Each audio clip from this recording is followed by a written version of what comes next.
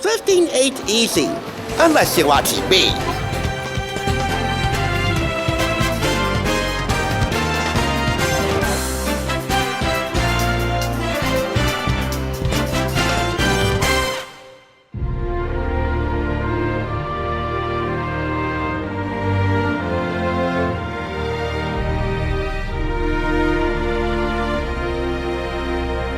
Welcome! You're watching the Thrift Store Rundown, where we bring Hollywood home on a budget. I'm sure we all heard those old school debates about where a woman's place is supposed to be, as if they're made to stay in that place and never ever come out to see the sun. Yeah, that's not how it works anymore. I don't know about your ideal woman, but mine would be someone who's free to explore herself, her passions, and the world around her, thus in return having her love me, or you, for helping her love herself, thus earning her most coveted spot in the most coveted place of them all, your heart. Notice I'm pointing to the heart. That's what this channel's piece of Women's History Month is all about, a woman's place in the heart. I'm highlighting several women who've earned a place in mine this week, and we start with the person who Donna Iannelli called my girl. Yeah, to be technical with you, Courtney Cox is my girl du jour, but I'd be lying if I said that Padma Lakshmi wasn't on my list of honorable mentions. If you've seen Top Chef, or Tasted Asian, or heck, even a first foray into television cooking, Padma's Passport on Food Network, you'd understand why. She's like a female Gordon Ramsay, just as experienced, but much kinder, although she doesn't take any mindless scup from anyone, and significantly, at least for me, easier on the eyes. If you had to summarize her in 4 words, you need to only look at the title of this cookbook. Tangy, tart, hot, and sweet. No wonder why this, her second cookbook, is a New York Times bestseller, offering a world of recipes for every day. It was published by Weinstein Books. Pardon the name, please. I have something much cooler to share with you inside.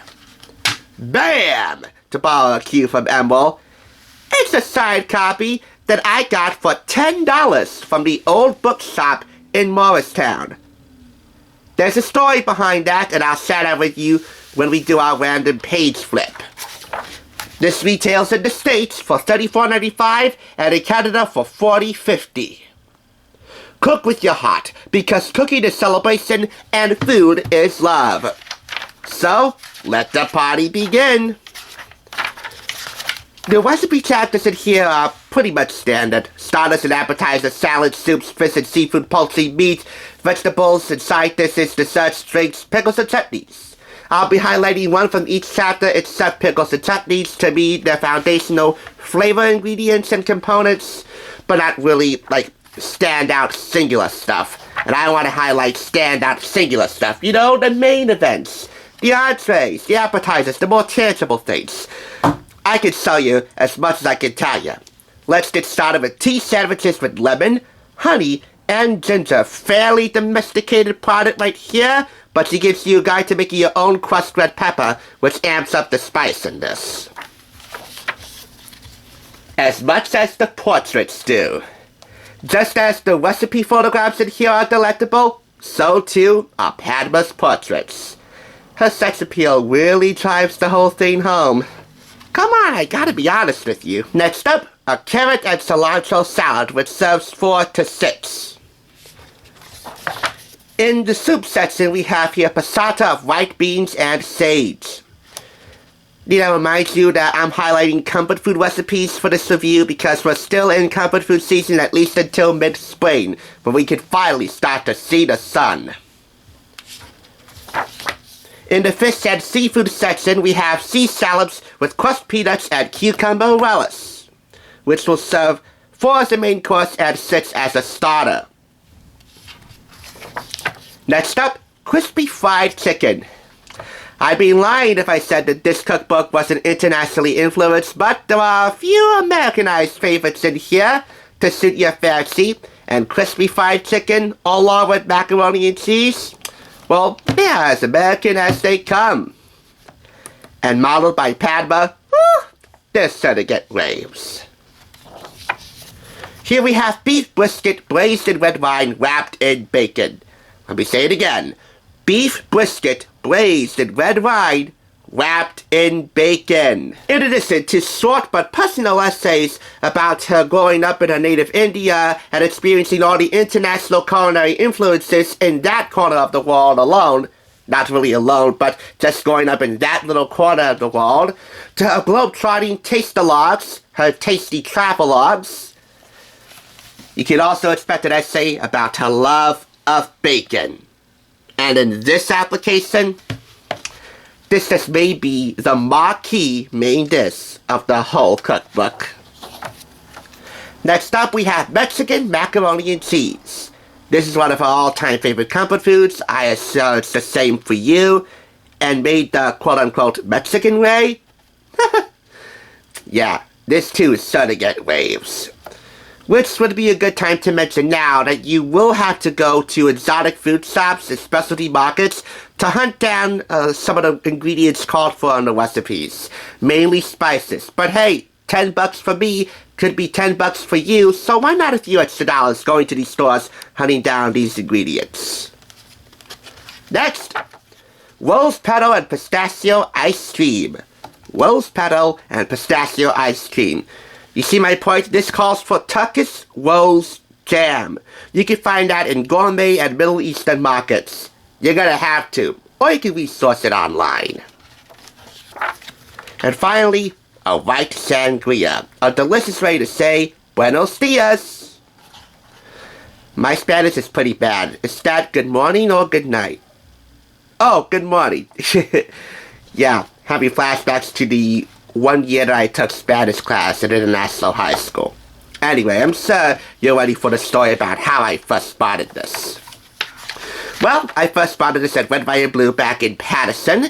It was in the back storage area, ready to be priced, and bought out the next day. I was so excited to pick it up. Unfortunately, I was beaten to the punch by somebody who actually put it in their cart, and if it's in the customer's cart, that means it's history. I was so pissed off, I started throwing books down from the shelves onto the floor. That is definitely not one of my finer moments in accepting defeat.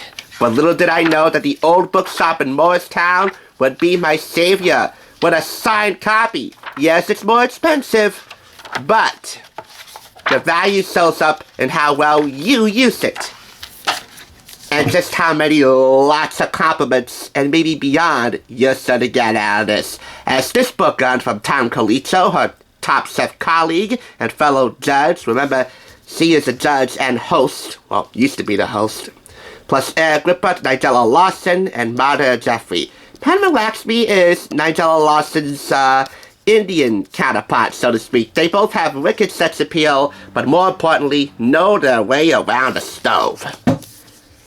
People throw the term chef's kiss around with near reckless abandon these days. This is chef's kiss quality. Who wouldn't want to pucker up at Padma? And knowing that may never be a thing for you or me, this is a delicious dose of reality we can all get behind. Thus, it gets 4.5 out of 5 claps. Are you ready to travel the world with Padma Lakshmi?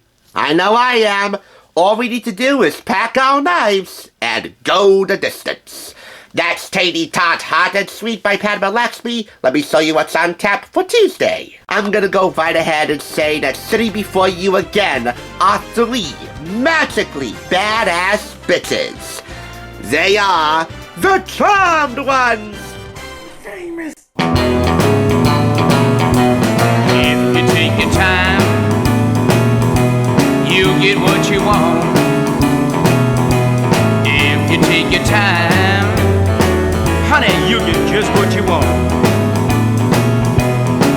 So don't hurry me, worry me, hurry me, take it easy, baby. If you take it slow, then you'll find I know. If you take it slow, you get that feeling more and more. Thanks for tuning in. Just so you know, there's no limit to bringing Hollywood home on a budget.